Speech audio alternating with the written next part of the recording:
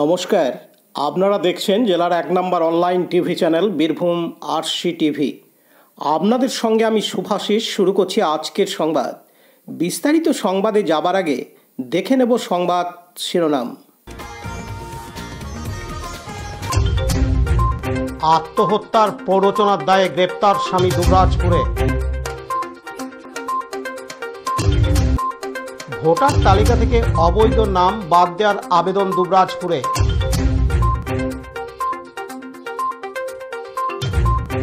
আশাকর্মী মহিলাদের ডেপুটেশন স্বাস্থ্য দপ্তরে।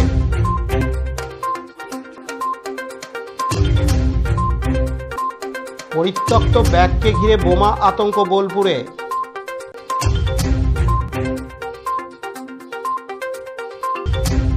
দোল উৎসবকে কেন্দ্র করে সর্বদলীয় বৈঠক শান্তিনিকেতনে। ইন্টেলেকচুয়াল প্রপার্টি রাইট শীর্ষক আলোচনা সিউড়িতে।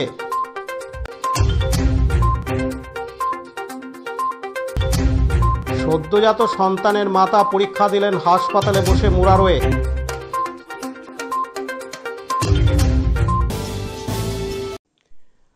আত্মহত্যার প্ররোচনার দায়ে গ্রেপ্তার স্বামী রোহিত মণ্ডল, বয়স 29 বছর। ঘটনাটি ঘটেছে দুবরাজপুর ব্লকের অন্তর্গত হেতমপুর গ্রাম পঞ্চায়েতের গোগরুল গ্রামে। আজ সোমবার 10ই মার্চ তাকে দুবরাজপুর আদালতে তোলা হয়। জানা গেছে রোহিত একজন প্রাণীবন্ধু।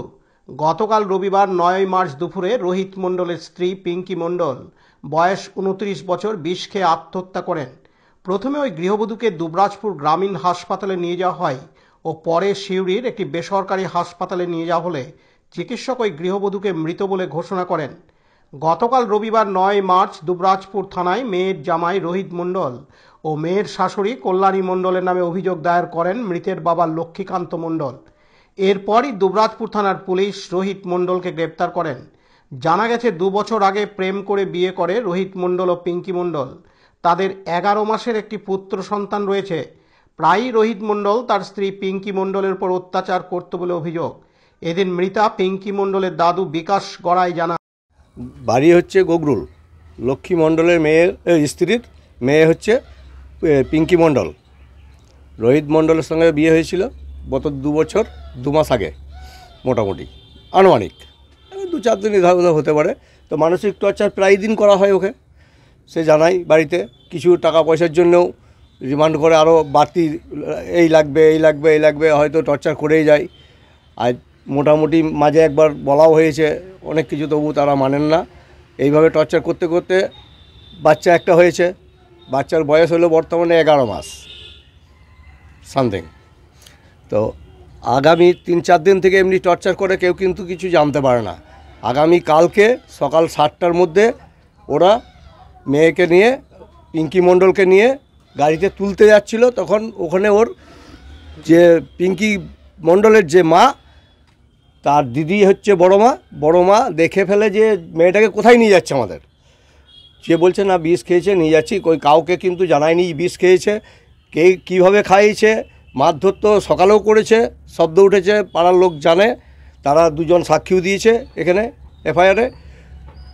তারপরে সঙ্গে পিঙ্কি মণ্ডলের মা বাবা সবাই সিউড়ি হসপিটাল যায়। ফার্স্ট মানসাইয়ে দেখে, মানসাইয়ের থেকে সিউড়ি মেন হসপিটালে নিয়ে যায় এমার্জেন্সিতে আইসি রুম পায়নি, নির্মলা দেবীতে ভর্তি করে, সেখানে সে ডেথ হয়। সেখান থেকে সিউড়ি থানাতে নিয়ে যায়। সিউড়ি থানা কাগজপত্র সব নিয়ে জমা নেয়। তারপরে ও ছেলেকে জিজ্ঞেস করে যে কে এসছে, রোহিত মণ্ডল। আমি বললাম রোহিত মণ্ডল গিয়েছিল, যারা গিয়েছিল আমাদের ছেলেরা নিয়ে ওকে পেশেন্টকে, তারা বলে যে রোহিত মণ্ডল আছে, বলছে আছে। তাকে পুলিশে মানে তুলে নিয়েছে। 11টা পর্যন্ত টাইম নিয়েছে, যে 11টা পর্যন্ত আমরা যা করবেন করুন, এই ব্যাপার। সেই দায়িত্ব নিয়ে আমরা দুবরাজপুর থানায় একটা কেস ডায়েরি করেছি যে ওকে কিভাবে খাইয়েছে কেউ জানে না। এত টর্চার করতো এটা তো আমরা বহুদিন থেকে জানি, টর্চার করতো। এইভাবে আমরা একটা এফআইআর করেছি। এর ব্যবস্থা যেন গুরুতর হয়, সাজা পায়। আর একটা বাচ্চা ছেলে আর নিরীহ 11 মাস, তার জন্য সুব্যবস্থা ভালো রকম হয় আইনত। কারণে টর্চার করতো মানে কি, ও ভালোবেসে বিয়ে করেছে ঠিক কথাই, গ্রামের সমাজে মাঝে ভালোভাবেই বিয়ে করেছে, ভালোবাসতো বলে কোথাও বিয়ে করতে দেয়নি, বিয়ে করেনি। মা বাবা, ওদেরও মা বাবা, ছেলেরও মা বাবা, এরা মেয়েরও মা বাবা, সবাই মানে ভালোতেই বিয়ে দিয়েছে, তারপরেও টাকা পয়সা পরে আরও চাপ সৃষ্টি করে, সেই নিয়ে বারবার টর্চার করা হয় ওকে। ছেলে পঞ্চায়েতে গরুর ট্রিটমেন্ট করে, গরু ডাক্তার হিসেবে, কম্পাউন্ডার হিসেবে, যাই হোক কম্পাউন্ডার হিসাবে করে পঞ্চায়েতের। আমরা চাইছি, কেস তো করেছি, আমরা ডায়েরি করেছি, কেস কপি নিতে এসেছি, আজকে থানার সামনে এসেছি আমরা। তো আমরা চাইছি যে ছেলের ভবিষ্যতের জন্য কি হবে, এই যে 11 মাসের বাচ্চাটা ভরণ পোষণ কীভাবে হবে। আমরা চাই যে ওর উপযুক্ত শাস্তি হোক, এইটাই চাই। আপনার নাম? বিকাশ গড়াই। আপনি কে হন? আমি ওর দাদু হচ্ছি, যে মারা গেছে তার দাদু হচ্ছি। লালটু মুখার্জির রিপোর্ট, বীরভূম RCTV, দুবরাজপুর। এখন বিজ্ঞাপন বিরতি, ফিরে আসছি বিরতির পর। আরশি স্টাইল স্কুল ড্রেস এর বিপুল সম্ভার ও সামগ্রী একই ছাদের নিচে।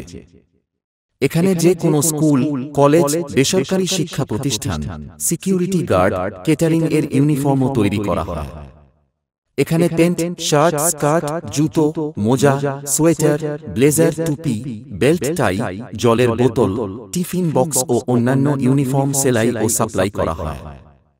এখানে নামি দামি কোম্পানির প্যান্ট, শার্ট, পাঞ্জাবি, পাজামার পিস ও থান কাপড় পাওয়া যায়, যেমন বিমল, রেমন্ডস, ডোনিয়ার, কেলভিন।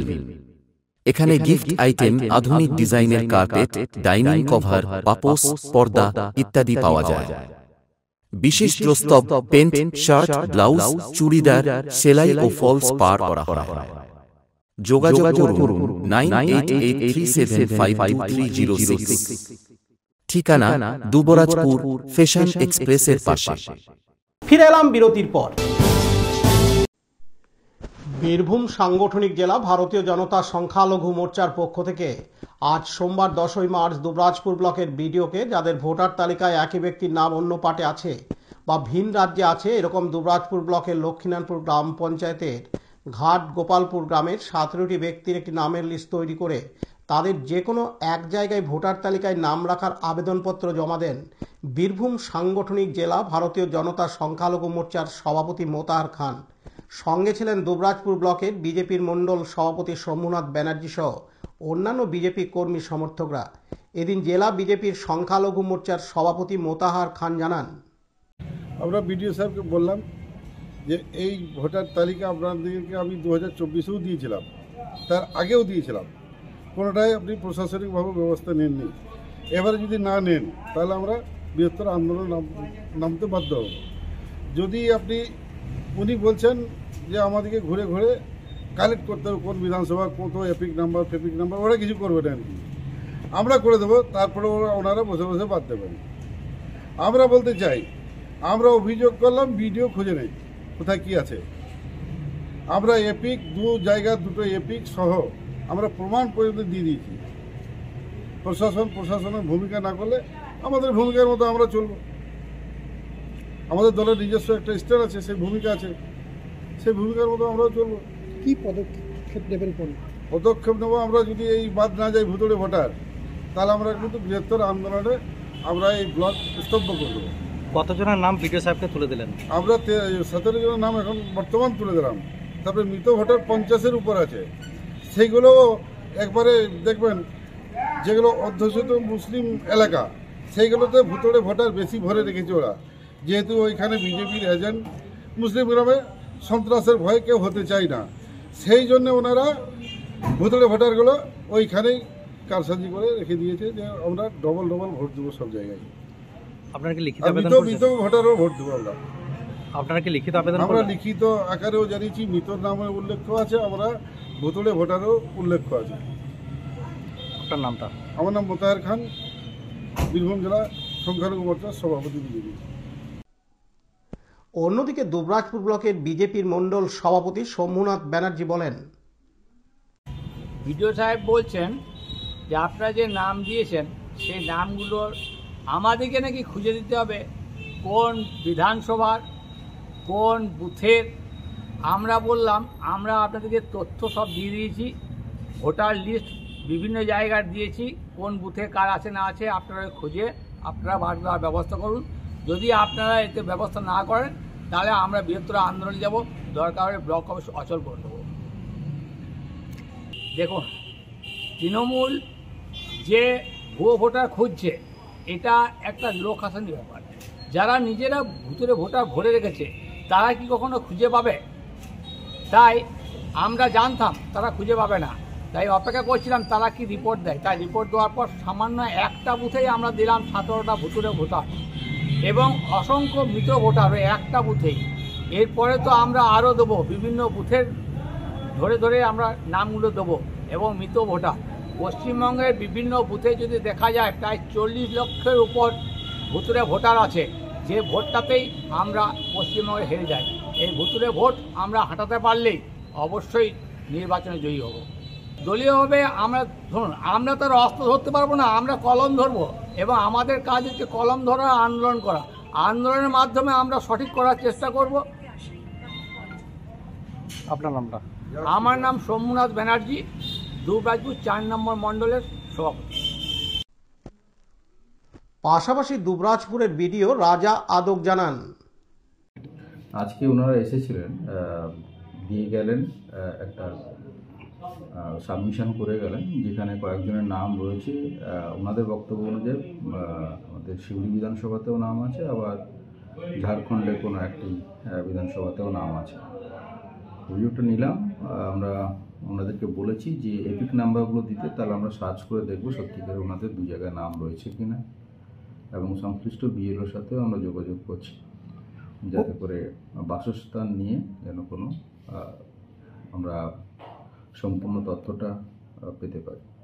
অভিযোগ যদি সত্যি প্রমাণিত হয় যে 2 জায়গায় আছে, তাহলে সেটাকে প্রথম কাজ হবে এটাকে ত্রুটিমুক্ত করা, এবং এটা কেন হলো সেটা তাহলে আমাদের দেখতে হবে যে তথ্য গোপন করেছিল নাকি আমাদের তরফ থেকে কোনো ত্রুটি ছিল, সেটা তাহলে আমরা দেখে সেই অনুযায়ী ব্যবস্থা নেব। লালটু মুখার্জির রিপোর্ট, বীরভূম RCTV, দুবরাজপুর। এখন বিজ্ঞাপন বিরতি, ফিরে আসছি বিরতির পর।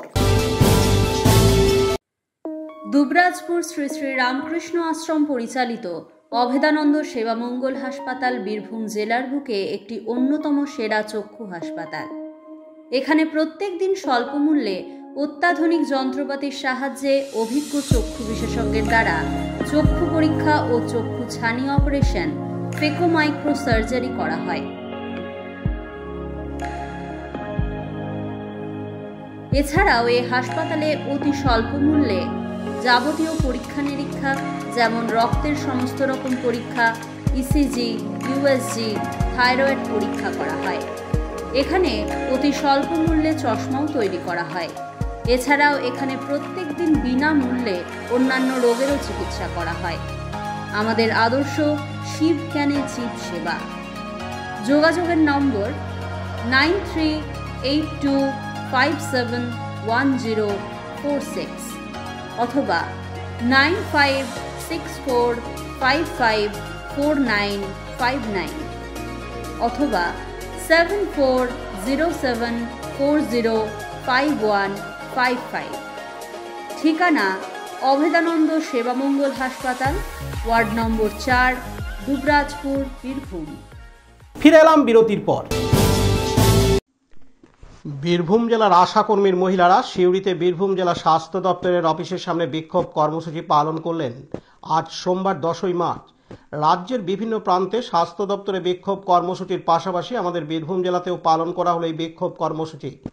বেতন বৃদ্ধি করতে হবে, ন্যূনতম 15,000 টাকা বেতন দিতে হবে, অতিরিক্ত কাজের বোঝা জোর করে চাপিয়ে দেওয়া বন্ধ করতে, রাজ্য সরকারের স্থায়ী কর্মচারী হিসেবে গণ্য করতে হবে। এইরূপ 7 দফা দাবি দেওয়া নিয়ে ডেপুটেশন প্রদান করলেন জেলার মুখ্য স্বাস্থ্য আধিকারিক দপ্তরে আশাকর্মীরা।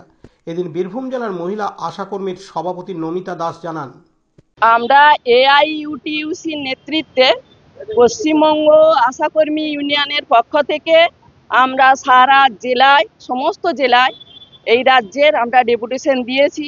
আমরা এখানে আজকে CMOH অফিসারকে ডেপুটেশন দেব। আমাদের দাবি হচ্ছে 15,000 টাকা দিতে হবে। আমাদের 5,250 টাকায় আমাদের কাজ করানো হয়। সমস্ত ধরনের কাজ, খেলা মেলা থেকে শুরু করে পরীক্ষা ডিউটি, ভোটের ডিউটি, বিভিন্ন ধরনের সার্ভে, কেন্দ্র রাজ্য সরকারের যত প্রকল্প সমস্ত কাজ আমাদেরকে করানো হয়, অথচ আমাদের মাইনে 5,250 টাকা।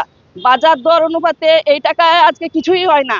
আজকে 3 থেকে 5 মাস পর্যন্ত ইনসেন্টিভের টাকা, যে 42টা ইনসেন্টিভ হচ্ছে, 42টা কাজ আছে, সেই কাজে 20 টাকা, 25 টাকা, 50 টাকা এরকম কি দেয়। এটা ভাগে ভাগে দেওয়া হচ্ছে 8 ভাগে, এবং এই টাকা দেওয়াই হচ্ছে না। 3 থেকে 5 মাস পর্যন্ত এই টাকা আমাদের বন্ধ, দেওয়া হচ্ছে না। ফলে ইনসেন্টিভের টাকা একসাথেই দিতে হবে এবং 15,000 টাকা মাসিক বেতন ভাতা চালু করতে হবে। এবং কাজের বোঝা, অতিরিক্ত কাজের বোঝা, আমাদের কাজ ছিল মা শিশুদের পরিষেবা দেওয়া। যখন সারা ভারতবর্ষে মা এবং শিশু মৃত্যুতে ভারতবর্ষ ছিল প্রথম সারিতে, তখন এই আশাকর্মীরাই এই কাজে নিয়োগ করা হয়। এবং আজকে মাতৃত্ব প্রসূতি মায়ের মৃত্যুর হার, শিশু মৃত্যুর হার আজকে নেই। আজকে বিশ্ব স্বাস্থ্য সংস্থা WHO 10 লক্ষ আশাকর্মীকে অ্যাওয়ার্ড দিয়েছে, বিশ্ব স্বাস্থ্য সংস্থার অ্যাওয়ার্ড দিয়েছে আমাদেরকে। কিন্তু আমরা চাইছি আমাদের 15,000 টাকা মাসিক বেতন দিতে হবে। কর্মরত অবস্থায় মৃত আশাকর্মীদের 5 লক্ষ টাকা দিতে হবে।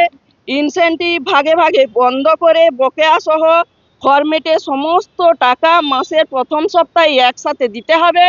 ইনসেন্টিভ সহ সমস্ত পরিষেবা টাকা মাসের পর মাস বাকি রাখা চলবে না। আশাকর্মীদের জন্য সরকার ঘোষিত সমস্ত আমাদের 6 দফা দাবিতে আশাকর্মীদের জন্য সরকার ঘোষিত সমস্ত ছুটি দিতে হবে।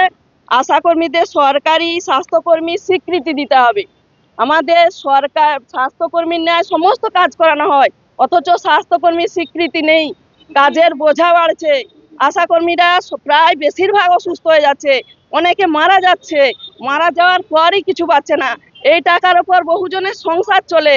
এই অন্যায়, এই বঞ্চনার বিরুদ্ধে আমরা আজকে সংগঠিত হয়ে লাগাতার আন্দোলন করছি সারা রাজ্য জুড়ে। আমার নাম নমিতা দাস, আমাদের আরো অনেকে আছেন। আমি এ জেলার প্রেসিডেন্ট। পার্থ দাসের রিপোর্ট, বীরভূম RCTV, সিউড়ি। এখন বিজ্ঞাপন বিরতি, ফিরে আসছি বিরতির পর। সব থেকে ভালো চিকিৎসা সবচেয়ে কম খরচে, সবচেয়ে কম খরচে। সব থেকে ভালো চিকিৎসা সবচেয়ে কম খরচে, সবচেয়ে কম খরচে। বিশ্বমানের স্বাস্থ্য পরিষেবা মিলবে দিনে রাতে, বিশ্বমানের স্বাস্থ্য পরিষেবা মিলবে দিনে রাতে। মনি মহেশ হসপিটাল, মনি মহেশ হসপিটাল, মনি মহেশ হসপিটাল, মনি মহেশ হসপিটাল। মনি মহেশ হসপিটাল, দুবরাজপুর, বীরভূম। ফিরে এলাম বিরতির পর।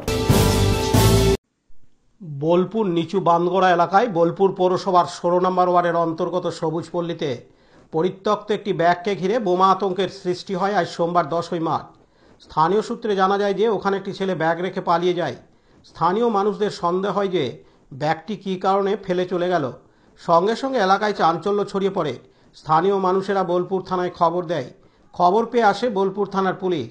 পুলিশ এসে এলাকাটিকে ঘিরে ফেলে এবং সাধারণ মানুষকে সতর্ক করা হয় যাতে কোনো অঘটন না ঘটে। তবে কী কারণে ব্যাগ ফেলে গেল সেটাই ছিল চিন্তার বিষয়। পুলিশ ঘটনাস্থলে আসে, তদন্ত করে যে ব্যাগে বোমা আছে কিনা। সামনের দোল উৎসব, এই দোল উৎসবকে ঘিরে বোলপুরে পর্যটকদের ভিড়, তার মাঝে বোমা আতঙ্কে ভুগছে সাধারণ মানুষ। বোলপুর থানার পুলিশ পুঙ্খানুপুঙ্খভাবে ঘটনার তদন্ত করে এবং দেখা যায় ব্যাগের মধ্যে কোনো বোমা নেই। পরে এলাকার মানুষেরা স্বস্তির নিঃশ্বাস ফেলে। এদিন স্থানীয় বাসিন্দা রাজকুমার মণ্ডল জানান, দেখার মধ্যে ওই ছেলেটা এদিকে এসে যখন দুটো কুড়িল, তারপরে কুড়িয়েছে, তারপরে ওদিকে লুকিয়ে লুকিয়ে তাকাতে এসে এই জায়গাতে চারিদিকে তাকিয়ে এখানে নামিয়ে দিয়ে চলে গেছে। চলে যাওয়ার সঙ্গে সঙ্গে আমাদের বৌদিও দেখেছে, উনি দেখেছেন, ওনারা সঙ্গে সঙ্গে আমাকে ফোন করলো, বলে এই ব্যাপারও যে তুমি তাড়াতাড়ি একবার এসো। আমি তখন থেকে এসে দাঁড়িয়ে আছি। ঘটনাটাদের মুখ থেকে যাওয়ার সময় শুনলাম, বাচ্চা কাচ্চা সব হয়েছে, কে কখন হাত দিয়ে দেবে বলা যায় না, ভেতরে কি আছে, তো রিস্ক নিয়ে তো লাভ নাই। এইটুকুই দেখলাম, তারপর পুলিশকে ফোন করালাম, পুলিশ এলো, আবার আপনারাও এসেছেন, যতটা হয় সহযোগিতা করে। এলাকা থেকে এটা একটা চিন্তার বিষয় আছে, নষ্ট হয়ে গেল। না না, উনিই দেখেছে, একমাত্র দেখেছে উনি। তারপর উনি ফোন করার পর আমরা এসেছি, আমি এসে দেখলাম না এটা হাত দেওয়া ঠিক হবে না, প্রশাসনিক ব্যাপার, প্রশাসনিক বুঝবে। তারপর পুলিশকে ফোন করা। আপনাকে আতঙ্কিত হয়ে আছে 100বার, এটা তো 100%। এই যে বাচ্চা কাচ্চারা আছে, বলা যায় না, তো আমার পাশে, এটা আমার বৌদির বাড়ি। হ্যাঁ, বাড়িতে বৌদি থাকে, ভাইজি আছে, বলা যায় না, বাচ্চারা আছে। হ্যাঁ, ও পাশেও বাচ্চা টাচ্চা আছে, একদল ছেলে জুটে আছে। আমি সব তো একবার তাচ্ছি, এদিকে একবার তাচ্ছি, মানে এরকম করে আগুলে যাচ্ছে 1 ঘন্টা করে। হ্যাঁ, আপনার নাম? আমার নাম রাজকুমার মন্ডল। কাজী আমিরুল ইসলামের রিপোর্ট, বীরভূম RCTV, বোলপুর। এখন বিজ্ঞাপন বিরতি, ফিরে আসছি বিরতির পর। এখন বিজ্ঞাপন বিরতি, ফিরে আসছি বিরতির পর। দুবরাজপুর শ্রী শ্রী রামকৃষ্ণ আশ্রম পরিচালিত অভেদানন্দ সেবামঙ্গল হাসপাতাল বীরভূম জেলার বুকে একটি অন্যতম সেরা চক্ষু হাসপাতাল। এখানে প্রত্যেক দিন স্বল্প মূল্যে অত্যাধুনিক যন্ত্রপাতির সাহায্যে অভিজ্ঞ চক্ষু বিশেষজ্ঞের দ্বারা চক্ষু পরীক্ষা ও চক্ষু ছানি অপারেশন, ফেকো মাইক্রো সার্জারি করা হয়। এছাড়াও এই হাসপাতালে অতি স্বল্প মূল্যে যাবতীয় পরীক্ষা নিরীক্ষা, যেমন রক্তের সমস্ত রকম পরীক্ষা, ECG, USG, থাইরয়েড পরীক্ষা করা হয়। এখানে অতি স্বল্প মূল্যে চশমাও তৈরি করা হয়। এছাড়াও এখানে প্রত্যেক দিন বিনামূল্যে অন্যান্য রোগেরও চিকিৎসা করা হয়। আমাদের আদর্শ শিব জ্ঞানে জীব সেবা। যোগাযোগের নম্বর 9382571046 অথবা 9564554959 অথবা 7407405155। ঠিকানা অভেদানন্দ সেবামঙ্গল হাসপাতাল, ওয়ার্ড নম্বর 4, দুবরাজপুর, বীরভূম। ফিরে এলাম বিরতির পর। বোলপুর শান্তিনিকেতন থানায় আসন্ন দোল উৎসবকে কেন্দ্র করে সর্বদলীয় একটি বৈঠকের আয়োজন করা হয় স্থানীয় প্রশাসনের পক্ষ থেকে আজ সোমবার 10ই মার্চ। কারণ বোলপুর শান্তিনিকেতন এলাকায় বসন্ত উৎসবকে কেন্দ্র করে বাইরে থেকে বহু পর্যটক এখানে আসেন। যদিও এবারে বিশ্বভারতী তাদের নিজেদের মতো করে বসন্ত উৎসব করবে, বাইরের লোকজনদের কোনো প্রবেশের অধিকার থাকবে না। পাশাপাশি সোনাঝুরি খোয়াইহাটের পাশের জঙ্গলে যে বসন্ত উৎসব হতো, সেখানেও বন দপ্তর নিষেধাজ্ঞা জারি করেছে। অতএব সেখানেও বসন্ত উৎসব হবে না। কিন্তু তার সত্ত্বেও বোলপুরের বিভিন্ন জায়গায় বসন্ত উৎসব পালিত হবে। সেই জন্য প্রশাসনের তরফ থেকে আগে থেকে প্রশাসনিক বৈঠক করা হয়, যাতে বোলপুরে যানজট সৃষ্টি না হয়। কারণ দোল উৎসবের জন্য কোনো রকম যানজট সৃষ্টি হবে না, সেই দিনগুলি নজর রাখবে প্রশাসন। বিশেষ করে ট্রাফিক ব্যবস্থা নিয়ে বিশেষভাবে আলোচনা করা হয়। এই প্রশাসনিক বৈঠকে উপস্থিত ছিলেন অতিরিক্ত পুলিশ সুপার রানা মুখোপাধ্যায়, শান্তিনিকেতন থানার ওসি কস্তুরী মুখোপাধ্যায় সহ অন্যান্য প্রশাসনিক আধিকারিকরা। এছাড়াও বোলপুর পৌরসভার বিভিন্ন ওয়ার্ডের ওয়ার্ড কাউন্সিলরগণ। এদিন অতিরিক্ত পুলিশ সুপার রানা মুখোপাধ্যায় জানান, আজকে আমাদের আসন্ন দোল উৎসব, বসন্ত উৎসব এবং জুম্মার যে নামাজ শুক্রবার দিনকে আছে, এই সমস্ত ইস্যু নিয়ে আজকে একটা কমন মিটিং রাখা হয়েছিল, যাতে বোথ কমিউনিটির মানুষ যারা যারা অনুষ্ঠান করছে তাদের কমিটি, তার সঙ্গে হাট কমিটি, এরা সবাই ছিলেন এবং আমরা কিছু বিষয় আলোচনা করলাম। কি কি বিষয় উঠে এলো মূলত? একটা বিষয়ের মধ্যে সেটা আমরা কিছু ইনস্ট্রাকশনস দিলাম। তার মধ্যে একটা যেমন ট্রাফিকের অ্যাঙ্গেল থেকে বলা হলো আমরা নো এন্ট্রি কোথায় কোথায় করবো, কোথায় নো পার্কিং করব, কোথায় কি প্রোগ্রাম হচ্ছে তার জন্য খবর রাখলাম। টাইমিংয়ের জন্য হাট কমিটিকে বলা হলো যে তাদের যে গাড়ি মালপত্র নিয়ে যায় সেই টাইমিংটা আমরা ফিক্স করলাম। আর তার সঙ্গে আমরা যারা কমিটি এখানে দোলের জন্য কোনো প্রোগ্রাম করছেন, সেই দোলের প্রোগ্রামের জন্য আমরা কিন্তু তাদের বললাম যাদের অনুষ্ঠানে কোনো সমস্যা না হয়, নেশার জিনিস যাতে ইউজ করা না হয়, কোনো মহিলা অসম্মান যাতে না করা হয়, একই সঙ্গে ডিজি যাতে বাজানো না হয়, এই সমস্ত কিছু আলোচনা ওখানে বলা হলো এবং ওরা বললেন যে মেনে চলবেন। একটা বিষয় আমরা ভালো করে বলে দিলাম যে এবার যেহেতু আমাদের ফরেস্ট থেকে বলা হয়েছে যে আমরা ওই সোনাঝুরিতে রং খেলার জন্য রাখতে কোনো অনুষ্ঠান করতে দিচ্ছি না, তা আমরা ওদেরকে বললাম যে আমরাও করবো, অ্যানাউন্সমেন্ট করবো যাতে লোক বুঝতে পারে, সাধারণ লোক, যে আমরা সোনাঝুরিতে আপনারা আসুন, ব্যবসা কেনাকাটা করুন, কিন্তু রং খেলার জন্য আমাদের অন্য জায়গায় প্রোগ্রাম আছে, আপনার সোনাঝুরি রং খেলবেন না। 14ই মার্চ কি কি ব্যবস্থা নেওয়া হয়েছে পুলিশের পক্ষ থেকে? কারণ সেদিন দোলের দিন, বসন্ত উৎসব বিশ্বভারতী বা আদার্স জায়গায় না হলেও পুলিশের কি পদক্ষেপ নেওয়া হয়েছে? সব থেকে বড় পদক্ষেপ হচ্ছে ট্রাফিক এবং পার্কিং ম্যানেজমেন্ট। অনেক লোক বাইরে থেকে আসেন, টোটো করে ঘোরেন, গাড়ি করে ঘোরেন, বাইক করে ঘোরেন, সেগুলো অ্যারেঞ্জ করেছি আমরা। নাম্বার 2 হচ্ছে ক্রাইম ম্যানেজমেন্ট, কারণ এই সময়তে লোকজন সুযোগ নিয়ে আমরা দেখেছি অন্যান্য ক্ষেত্রেও বেশ কিছু ছুটকো ছাটকা পেটি ক্রিমিনালস বদমাইশি করতে চায়, তাদেরকে আটকানোর জন্য আমাদের টিম থাকবে। প্লাস আমরা এই যে ইপটিজিং যাতে না হয়, যাতে মহিলা সুরক্ষাভাবে ঘুরতে পারে এখানে, সেইগুলো আটকানোর জন্য আমাদের একটা পিসি মানে প্লেন কত টিম থাকবে, তারা ঘুরবে নিজেদের মতো করে। উইনার্স টিম থাকবে, আমাদের পিং মোবাইল থাকছে। প্রায় ধরুন 200-র মতো মোটামুটি অ্যারেঞ্জমেন্ট রাখছি আমরা এখানে, যেহেতু এবারে দোল এক জায়গায় পার্টিকুলারলি হচ্ছে, সব জায়গায় ছড়িয়ে হতে পারে, সৃজনীতে হতে পারে, রতনপল্লিতে হতে পারে, সেখানে চারদিকটা ঘিরেই আমরা কিন্তু লোকজন রাখবো অ্যারেঞ্জমেন্টের জন্য। স্যার, বিপুল সংখ্যক একটা যানজট দেখা যায় প্রতিবার দোল উৎসব উপলক্ষে, সেই যানজট এড়াতে এবং টোটোর একটা থাকে, সেইটাকে এড়াতে স্যার কি গতবার যানজট কিছু হয়নি। গতবারে কিন্তু আমরা কোথাও টোটো আটকে গেছে বা শহর চোখ পড়ে গেছে, এটা কিন্তু গতবার আমি দেখতে পাইনি, আমি ছিলাম এখানে। একই প্ল্যানিং রাখা হচ্ছে, নর্মাল ফ্লো থাকে ট্রাফিকের প্রেশার থাকবে, হয়তো স্লো হতে পারে ট্রাফিক মুভমেন্ট, কিন্তু ফ্লো কন্টিনিউ থাকার জন্য বন্দোবস্ত করছি আমি। ঠিক আছে, কাজী আমিরুল ইসলামের রিপোর্ট, বীরভূম RCTV, বোলপুর। এখন বিজ্ঞাপন বিরতি, ফিরে আসছি বিরতির পর।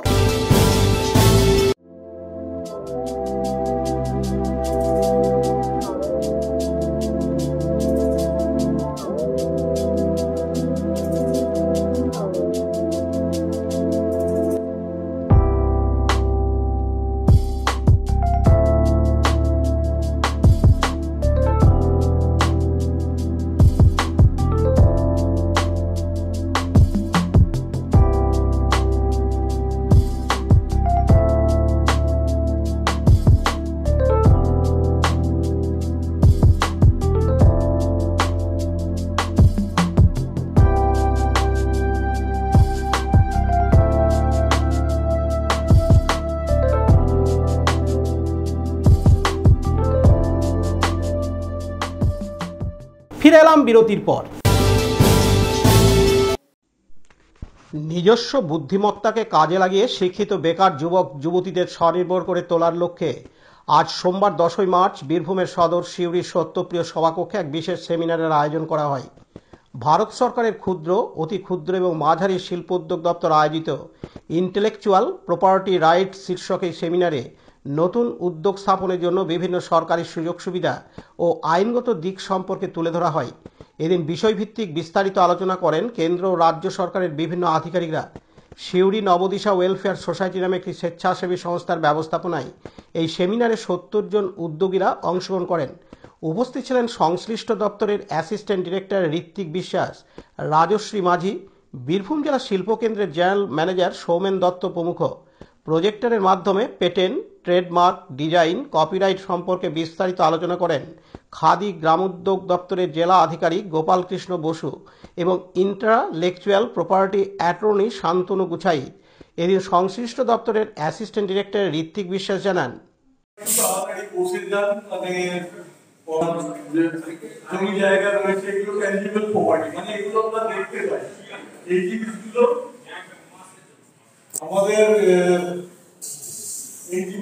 আমাদের রেজিস্ট্রি করে বা সোনা জিনিস থাকলে সেটা সোনার দোকানের যে ভাউচারটা থাকে সেটা থাকলে আমি প্রমাণ করতে পারি যে এটা আমার জিনিস। কিন্তু আরেকটা জিনিস আছে যেটা ইনট্যানজিবল, যেটাকে দেখা যায় না, যেরকম তার মধ্যে একটা হচ্ছে যে বুদ্ধিমত্তা। প্রত্যেক মানুষের ভেতরে একটা নিজস্ব বুদ্ধিমত্তা রয়েছে, প্রত্যেকটা মানুষের ভেতরে রয়েছে কম বেশি, খুব ভালো, কিন্তু রয়েছে বুদ্ধিমত্তা।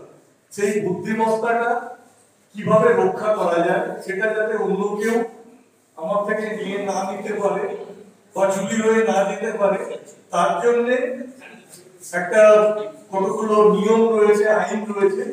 ইন্টেলেকচুয়াল প্রপার্টি মানে হচ্ছে বেসিক্যালি সেই বুদ্ধিমত্তাগুলো কিভাবে রক্ষা করা। অন্যদিকে জেলা শিল্পকেন্দ্রের জেনারেল ম্যানেজার সৌমেন দত্ত বলেন, সেই মূল্যটাকে আমাদের বুঝতে হবে। সেই মূল্যের মূল্যের প্রতিদান বা বদলে আপনার যে তার পিছনে যে আপনার যে যোগদান তাই নিয়ে আজকে আপনাদের সাথে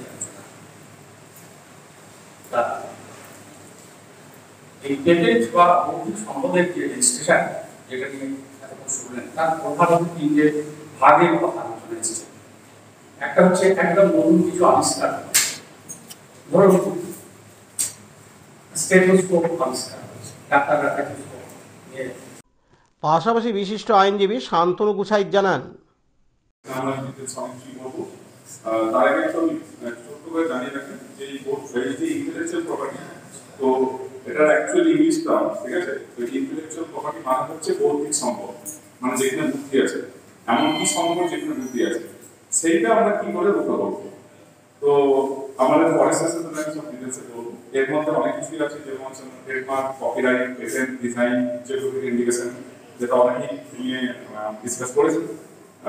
আমি একটা বিষয় নিয়ে একটু ডিটেলস বলবো এবং আশা করবো যে আমরা সবাই যার যা কোয়ারি আছে কোশ্চেন থাকলে বা জিজ্ঞাসা থাকলে তখন দিয়ে। সোমনাথ সেনের রিপোর্ট, বীরভূম RCTV, সিউড়ি।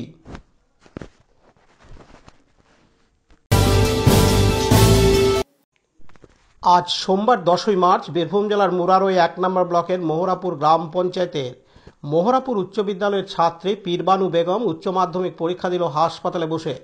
তার পরীক্ষা কেন্দ্র ছিল রতনপুর উচ্চ বিদ্যালয়। তিনি খুব তাড়াতাড়ি সন্তান সম্ভাবনা ছিলেন। আজ সোমবার 10ই মার্চ ভোরবেলায় পরীক্ষা দেওয়ার আগেই তিনি মুরারই গ্রামীণ হাসপাতালে সন্তানের জননী হন। তিনি জননী হওয়ার পরই আবার সকালে তিনি উচ্চ মাধ্যমিক পরীক্ষা দেন মুরারই হাসপাতালে বসেই। সদ্যজাত একটি মা তার সন্তান প্রসব করার পরই কয়েক ঘন্টার মধ্যে পরীক্ষায় বসার জন্য তাকে আমরা আমাদের বীরভূম RCTVর তরফ থেকে অভিনন্দন জানাচ্ছি। এদিন উচ্চ মাধ্যমিক পরীক্ষার্থী পীরবানুর দেওর জানান, কি হয়েছে বলেন তো? আমার ভাবির বাচ্চা হয়েছে। কখন হয়েছিল? আপনার ভোরবেলায়। কবে? আজকে। তোমার ভাবির নাম কি? পীরবানু খাতুন। কোন স্কুলে পড়তো? শ্রীরামপুর। আর পরীক্ষা দিয়েছিল কোথায়? পরীক্ষা আপনার এখন এখানে দিচ্ছে আর আজকে আমি দিয়েছি। আপনার নাম? আমার নাম নবাব শেখ। বাড়ি? বাড়ি নবাব। দীপু মিয়া রিপোর্ট, বীরভূম RCTV, মুরারই।